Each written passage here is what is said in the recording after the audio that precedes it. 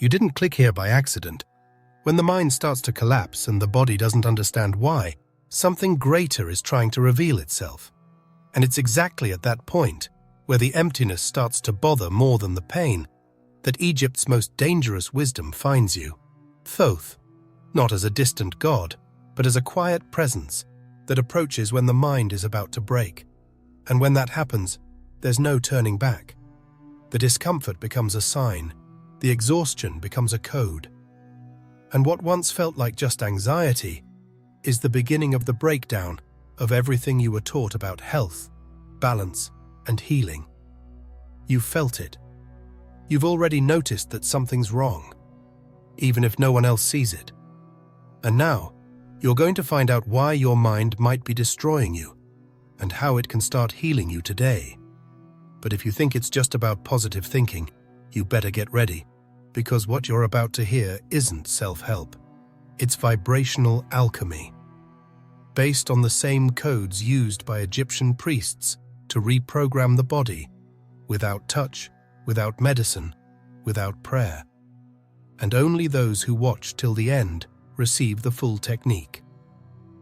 Are you ready? Because the transformation has already begun, and what comes next can't be undone. What is set in motion in the mind also moves the substance of the world.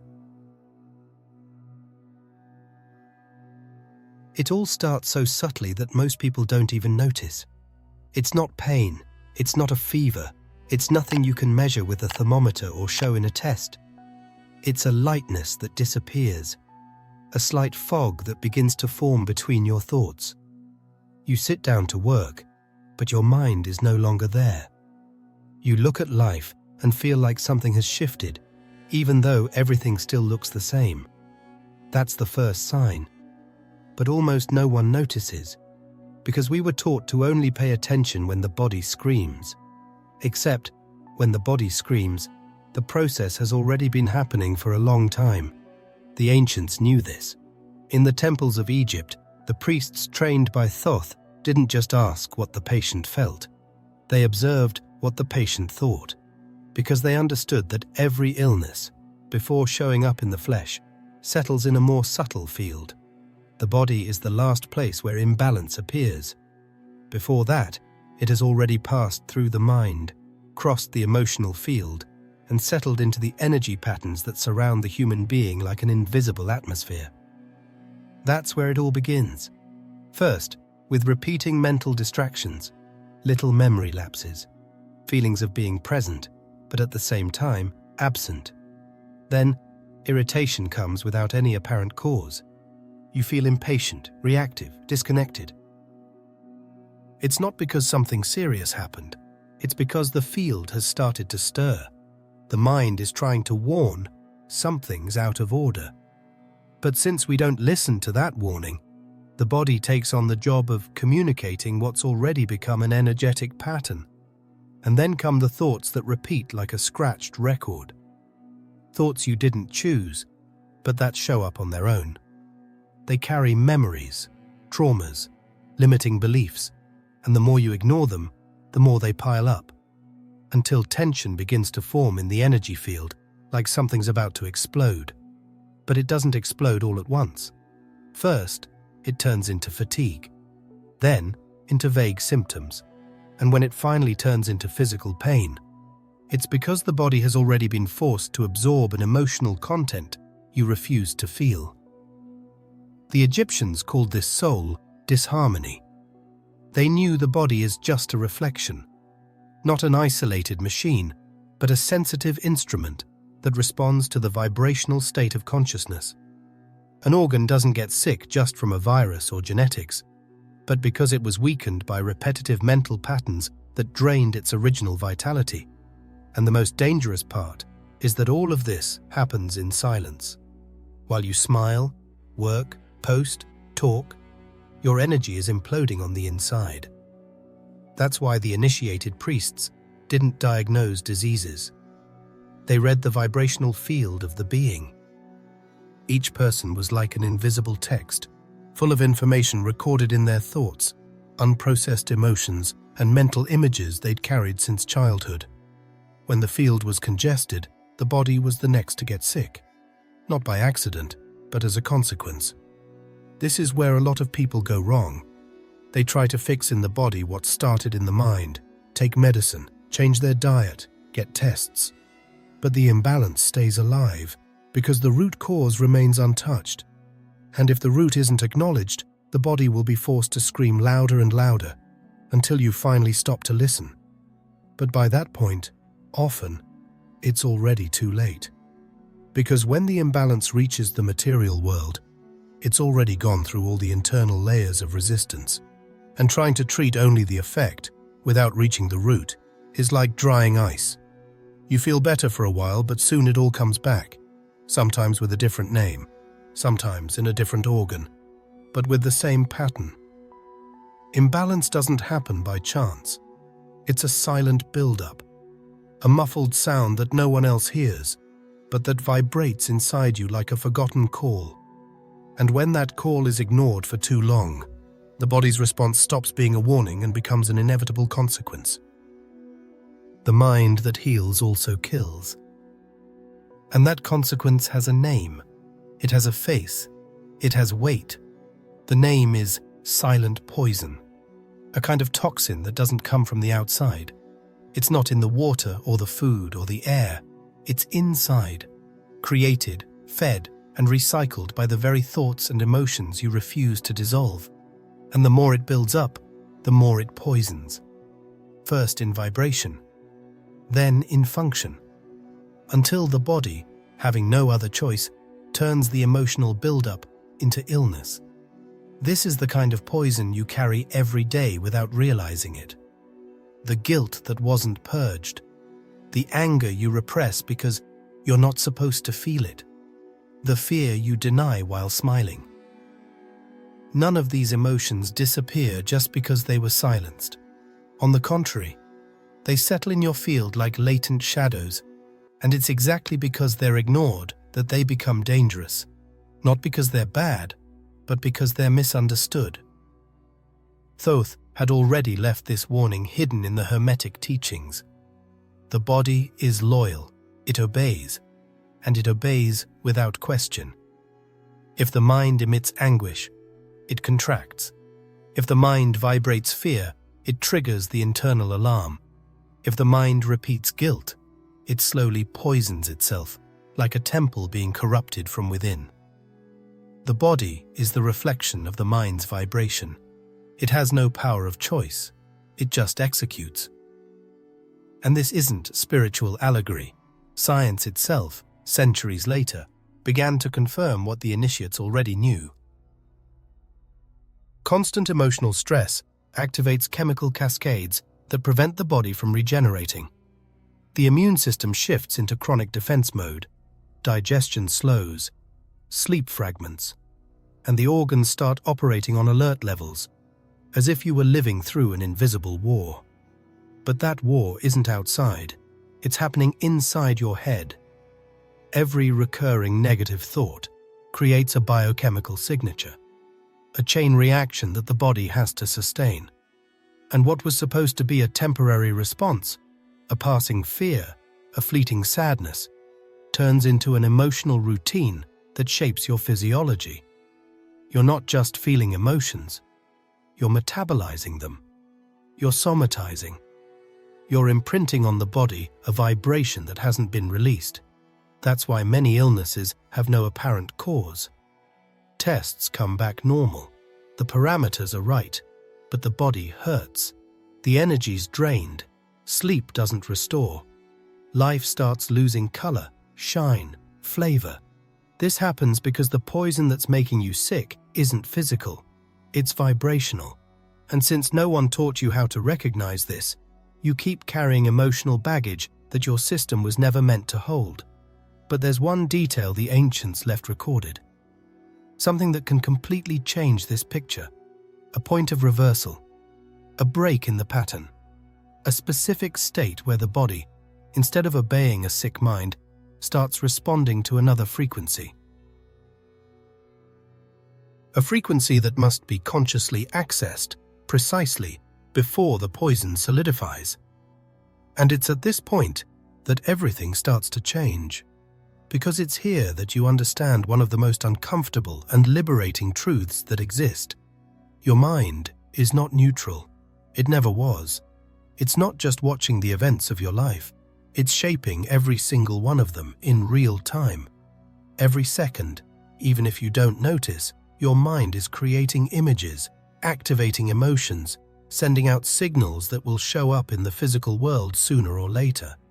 You're not just thinking, you're building, and that changes everything. Because if you truly understand this, you stop treating your thoughts like harmless clouds. They're not. They are the invisible architecture of what you live. Every recurring thought you allow to pass without attention turns into form. First mental form, then energetic form, and finally, physical form. That's the sequence, and it doesn't stop.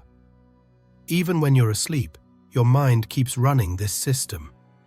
Thoth said, "All is mind," not as poetic metaphor, but as a structural law of reality. The visible universe is born from the mind of the invisible. In the same way, your life experience is born from the mind you carry. But there's a detail few have the courage to face. The mind doesn't distinguish between creating something good or something destructive.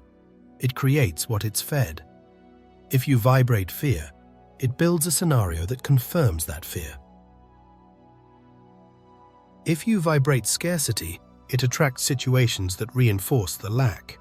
If you vibrate insecurity, it manifests obstacles that reinforce the doubt. Not because life is against you, but because you're projecting that onto life. And then comes the most dangerous part. Because if you don't become aware of this process, you become a victim of what you're unconsciously creating. You start to believe you have bad luck, that things always go wrong, that nothing flows. But the truth is, your mind is in automatic creation mode, pulling in experiences to match the internal vibration you feed daily. This isn't punishment. This is precision. The universe works based on frequency, and your mind is the antenna that's sending the signal. This isn't about positive thinking. This isn't about smiling while everything is falling apart. That's the biggest mistake of those who try to master the mind without understanding the vibrational field. Because thinking positive without clearing dense mental records is like painting over a moldy wall. On the outside it looks nice, but inside, the damage remains. The mind that heals isn't the mind that pretends. It's the mind that integrates, that recognizes emotions, observes patterns, and consciously chooses where to anchor its attention.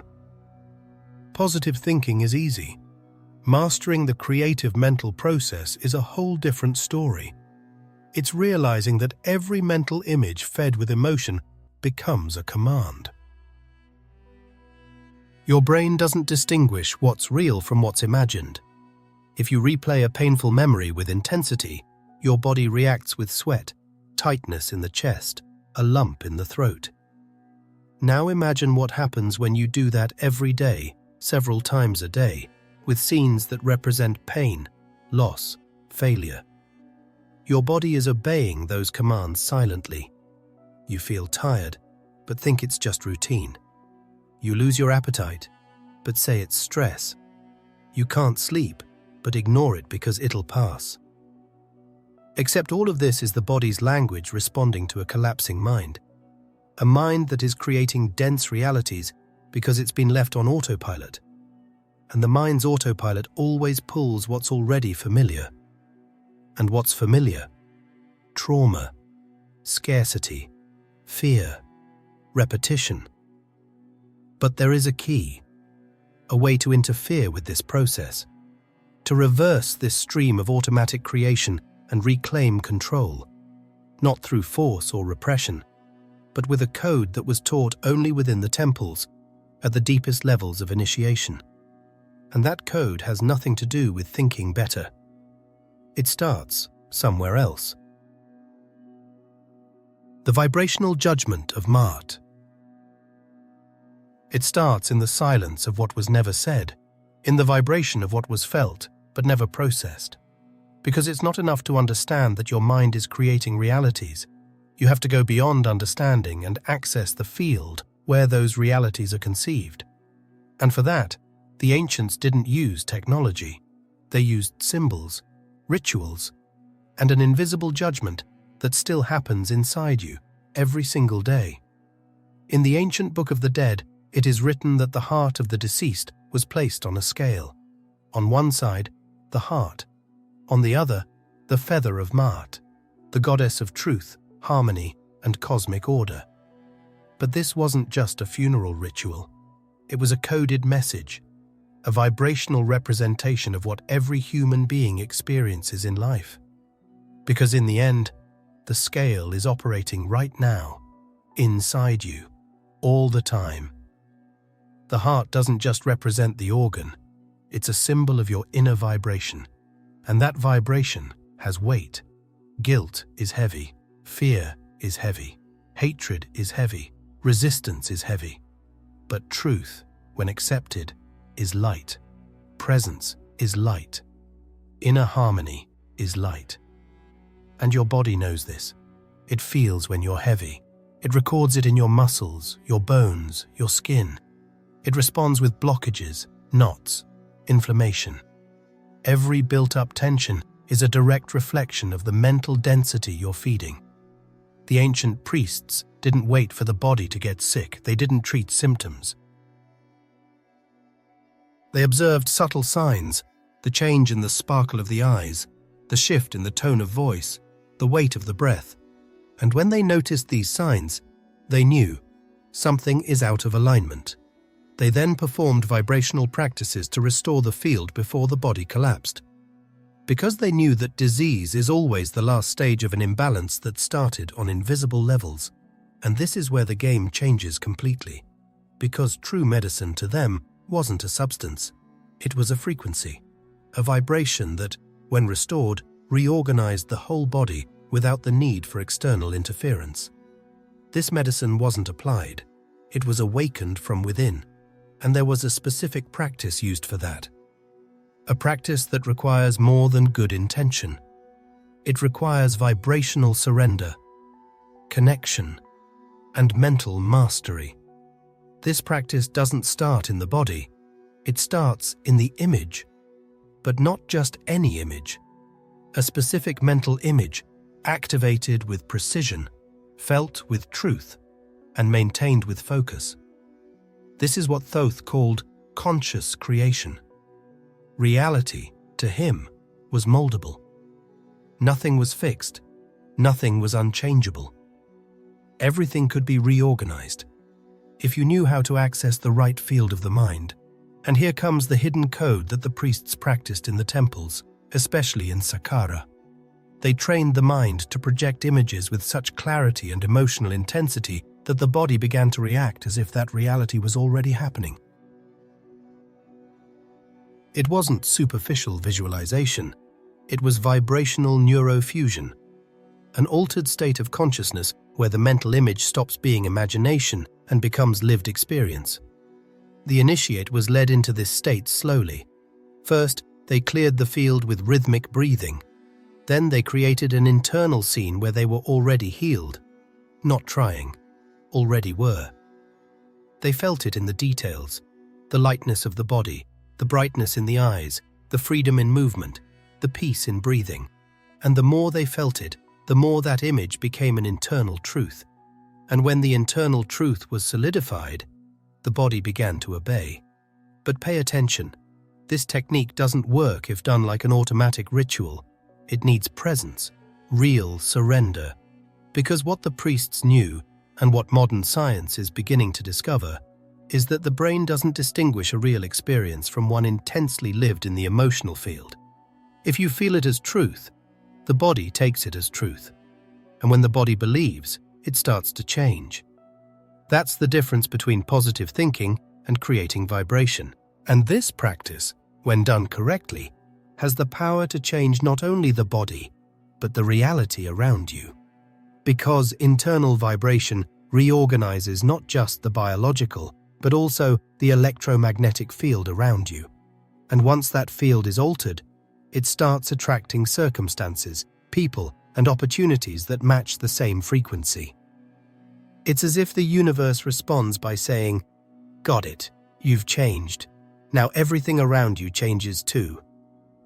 But this is only the beginning of the process.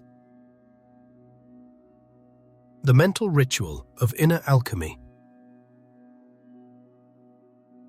Because visualizing and feeling isn't enough if you don't know what's happening behind the scenes in your mental field. The mind operates with almost mechanical precision. It follows an order, and it's that order that determines whether what you think will dissolve into nothing or materialize as experience. In Egyptian alchemy, the creation process was divided into 3 fundamental stages. First comes the form, that is, the thought, the initial idea, the mental seed. But form alone doesn't produce results. It needs to be fueled. And what fuels form is emotion. Emotion is energy in motion. It's the fuel that activates the vibrational command. When you think something and feel it with true intensity, you create a coherent vibration. And when that vibration is sustained long enough, it turns into substance, into reality, thought, emotion, matter. That's the triad that drives all manifestation.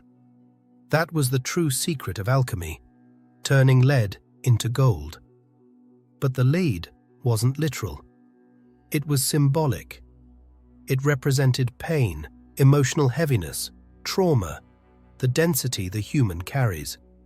Gold, on the other hand, was the state of alignment, the healing, the lightness, the mind restored to its original purity. Self-healing, in this context, was never about fixing a single organ. It was about retuning the mind to the original field of balance, where the body stops resisting and starts naturally reorganizing. Because when the mind vibrates coherence, the body responds with regeneration. When the mind vibrates chaos, the body goes into defense, and that constant defense turns into disease. The mental ritual of internal alchemy was exactly that, consciously choosing the form, generating an elevated emotion associated with that image, and sustaining that field until it became more real than the pain. It wasn't rushed or distracted. It was a daily, precise practice, like a craftsman shaping their own reality. But there's a hidden challenge on this journey, something no exercise, no matter how powerful, can work through unless it's dealt with first. It's like trying to run with a chain around your ankle. You might move, but you're not getting anywhere. This obstacle is invisible, but constant, and it has a very clear name: recurring thought. You might have the best intentions. You might sit to meditate every day. You might write affirmations on the mirror. Breathe deeply, repeat mantras, try to stay focused. But if, for the rest of your day, you're repeating mental patterns of lack, doubt, anger, or self-pity, all that effort will be swallowed by the dominant field. Because what truly shapes reality isn't what you think once in a while. It's what you think all the time, especially in silence. Silent thoughts are the most dangerous ones, the ones you don't speak but feel, the ones no one sees, but that run constantly like a hidden code. They don't scream, but they slowly program your vibration like a quiet virus. It's like your mind is constantly writing a script, and the universe is just filming the scene exactly as it was written. And if that script is made of fear, rush, comparison, resentment, or disbelief, no technique will work, because the field remains corrupted. Recurring thought is the true inner enemy. It's what prevents the field from stabilizing. It's what sabotages the mental image. It's what cancels out the elevated emotion. And it's what needs to be deactivated before alchemy can really work. There is a way to break this cycle, not with force, but with vibrational intelligence. A simple yet precise technique, capable of interrupting the automatic loop and creating space for a new frequency to finally be installed. And it's exactly this secret that's about to be revealed now. The mind reversed. When the body obeys frequency. The technique that the ancients preserved and that now returns to you like a forgotten key is known among modern initiates as vibrational neurofusion. That name might sound technical, but what it represents is simple: the union between the emotional field, the nervous system, and the frequency of the mental image. When these three elements merge, the mind doesn't just think. It projects a new order that the body recognizes as real. But pay attention. This practice doesn't work through quantity. It requires quality, presence, clarity, and total surrender, even if just for a few minutes. You don't need to spend hours meditating, but you do need to be fully present, even if only for 10 minutes. Because in those 10 minutes, if the fusion is real, you'll be reprogramming your body like an alchemist reshapes the essence of a metal. The first step is to silence the field. That means interrupting the vibrational agitation your mind and body carry throughout the day. And the best way to do this is with rhythmic breathing. Inhale for 4 seconds. Hold the breath for 4 seconds. Slowly exhale for 4 seconds. Repeat. This rhythm, besides calming your system, starts to create coherence between the heart and brain, something the ancients already intuited and that neuroscience now confirms. With the field stabilized, the second step begins, visualizing your body already healed. But attention, this isn't about vague imagining. You need to see in detail, feel the texture of your skin, the gentle warmth of health flowing within, the natural rhythm of breathing, the lightness in your shoulders, the clarity in your mind. You need to see it as if you're truly there, not wishing, but inhabiting, because your brain doesn't respond to desire. It responds to what you feel as already real. The third stage is the most delicate. You need to charge that image with real emotion. It's not enough to see. You have to feel. As if your body were already working in perfect harmony. Feel the gratitude, the relief, the joy of being whole.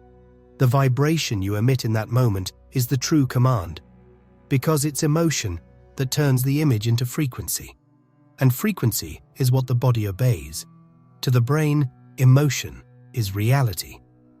Finally, repeat this process for 10 minutes daily, preferably before bed, when the mind is in a more receptive state. This isn't a magic ritual, it's vibrational engineering. You're teaching your system to respond to new information. And if you hold this consistently, the body will inevitably begin to respond. Not because you forced it, but because you created the field for it to happen. And here comes the crucial point. Because it's not enough to apply this technique once and expect miracles. The mind works through repetition. The body needs consistency. If you maintain this new field long enough, the old programming begins to dissolve.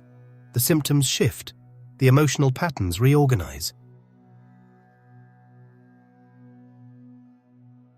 Life around you responds, but only those who hold that frequency beyond the initial enthusiasm reach the final stage, the point where the body stops resisting and begins to cooperate with the field you've created. And it's at this point that true reversal happens, because when the mind changes, the body obeys. That's the principle that unites spirituality and biology. What you vibrate consistently becomes the foundation on which the body reconfigures. And this works for healing, just as it does for collapse. The difference lies in the dominant field.